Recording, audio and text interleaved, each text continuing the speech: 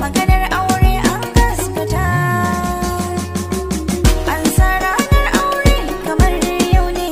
AD Multimedia, ku yi subscribe, kana ku haɗa da alamar ƙararrawar sanarwa domin samun ingantattun shirye-shiryen da zarar mun ɗora. AD Multimedia Nigeria Limited. Aure an gaskata, mu mun gaskata kuma mun gani da idon mu ba wai labari ba. To a wannan lokaci muke muku albishi da cewa wasu shahararrun yan Kano kamar Shamsu dan iya da Maryam Yahaya za su daura aure. To masu kallo da sauraro kamar da kuke gani, wannan ita ce Maryam Yahaya tare da Shamsu dan iya, wanda suke gabaki ɗayan sunan mun riga da mun sani cewa jarumai ne a masana'antar Kano, ma'ana masana'antar wasan kwaikwayo.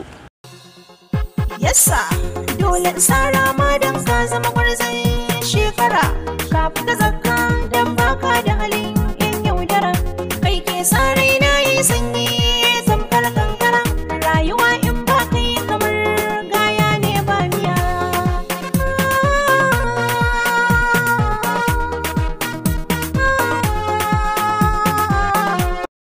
To wannan shine ingantaccen labarin da muka samu muku a yau na baiko da aka yi wa Shamsu dan iya da shahararriyar mawaƙiyar nan wato Maryam Yahaya, kuma jaruma a masana'antar Kano, masana'antar shirya fina-finan Hausa.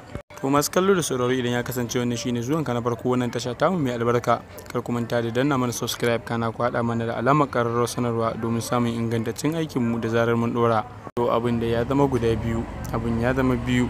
Yan Kano din yanzu sun fara auren junansu, kamar yadda mawaki Lilin Baba ya aure Ummi Rahab. Ana nan kamar yadda muka sani, da mun riga da mun sani cewa mai shadda Global Limited shi ma ya aure Husaina. To a gaggauce dai a wannan lokaci muke so ku cewa da mu a wannan tasha tamu domin kawo muku ingantacciyar sa rana da za a yi wa wa'annan mawaka. Maganar aure an gaskata,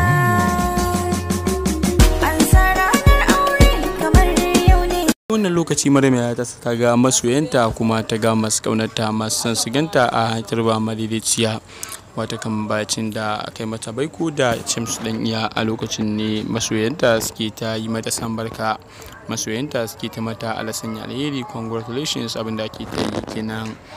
Yanzu idan mun duba da abin da yake yawo a social media, magana ce ta auren da za a yi na gagarumin auren da za a yi na Maryam Yahaya da kuma Shamsu dan iya.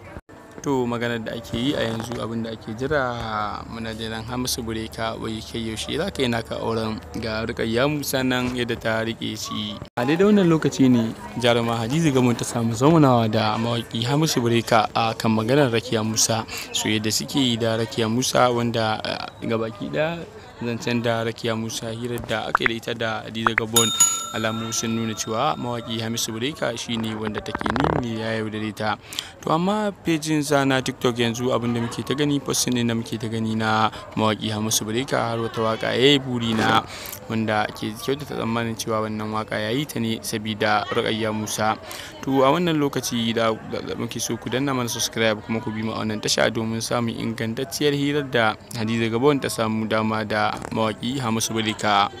Ku dai kawai ku ce wa da mu a wannan tashar tamu domin samun ingantaccen bidiyon mu. A wannan bidiyo na gaba anan ne za mu samu ku ingantacciyar hirar da aka samu yi da mawaki Hamisu Breaker da Hadiza Gabon.